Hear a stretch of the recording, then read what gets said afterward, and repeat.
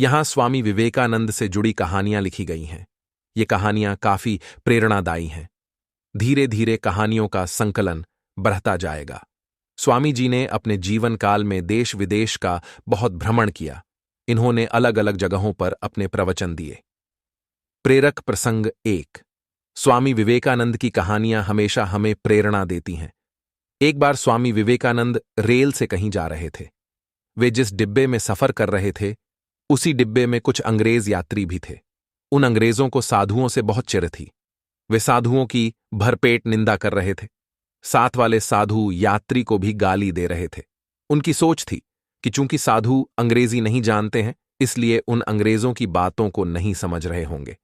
इसलिए उन अंग्रेजों ने आपसी बातचीत में साधुओं को कई बार भला बुरा कहा। हालांकि उन दिनों की हकीकत थी कि साधु अंग्रेजी जानते भी नहीं थे। रास्ते में एक बड़ा स्टेशन आया, जहां विवेकानंद के स्वागत में हजारों लोग उपस्थित थे, जिनमें विद्वान एवं अधिकारी भी थे।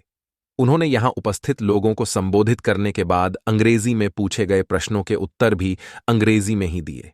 अंग्रेज सहयात्री ये सब देख रहे थे।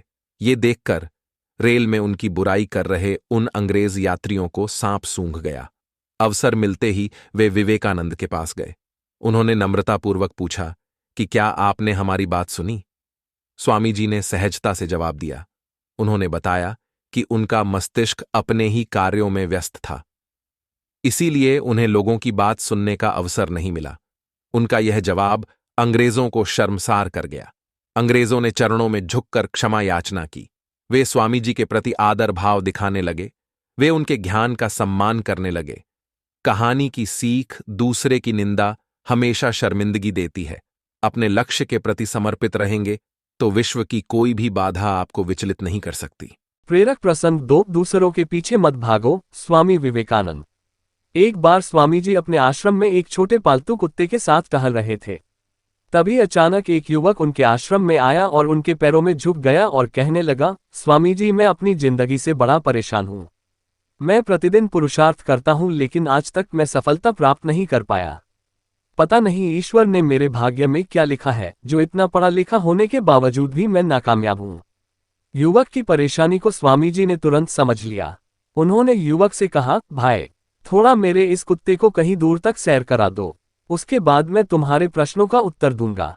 उनकी इस बात पर युवक को थोड़ा अजीब लगा, लेकिन दोबारा उसने कोई प्रश्न नहीं किया और कुत्ते को दौड़ाते हुए आगे निकल पड़ा।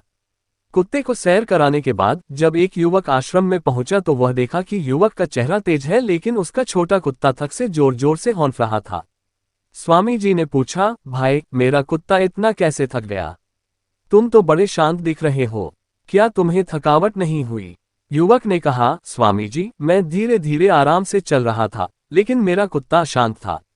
सभी जानवरों के पीछे दौड़ता था, इसलिए बहुत थक गया था। तब विवेकानंद ने कहा, भाई, तुम्हारे प्रश्नों का उत्तर तो यही है। तुम्हारा लक्ष्य तुम्हारे आसपास है, लेकिन तुम उससे दूर चलते हो।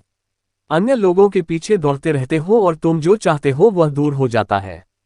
युवक ने विवेकानंद के उत्तर से संतुष्ट होकर अपनी गलती को सुधारने का निर्णय लिया। कहानी की सीख। अपने लक्ष्य पर ध्यान रखो और भटकाने वाली चीजों से दूरी बनाओ।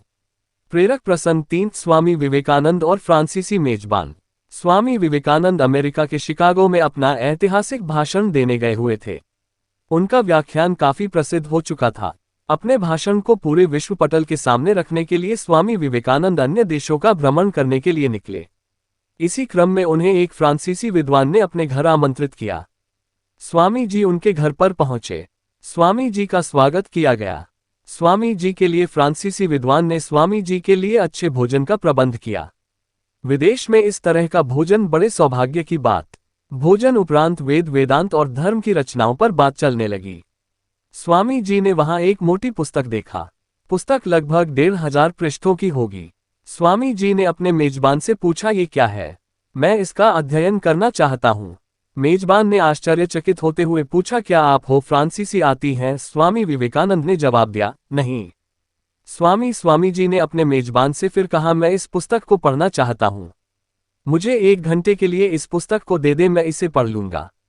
अब उन सज्जन को थोड़ा झटका सा लगा और उन्होंने थोड़ा खींचते हुए स्वामी जी से कहा, मैं इस पुस्तक को पिछले 1 महीने से पढ़ रहा हूं और अभी आधा ही पढ़ पाया हूं। स्वामी जी ने कहा, आप मुझे पुस्तक तो दें।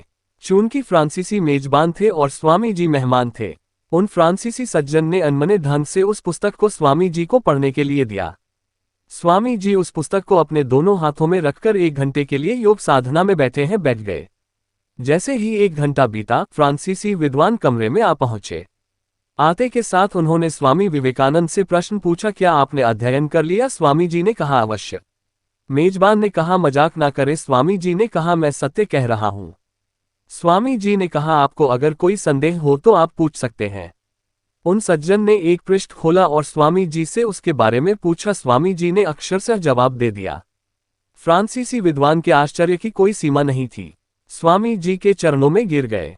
उस विद्वान ने स्वामी जी जैसा व्यक्ति आज तक नहीं देखा था। उन्हें यकीन हो गया, ये कोई साधारण व्यक्ति नहीं है, यह असाधारण है। कहानी की सीख, किसी का आकलन जल्दबाजी में नहीं करना चाहिए। जो काम आपसे नहीं हो पाए, ऐसा नहीं कि कोई दूसरा उसे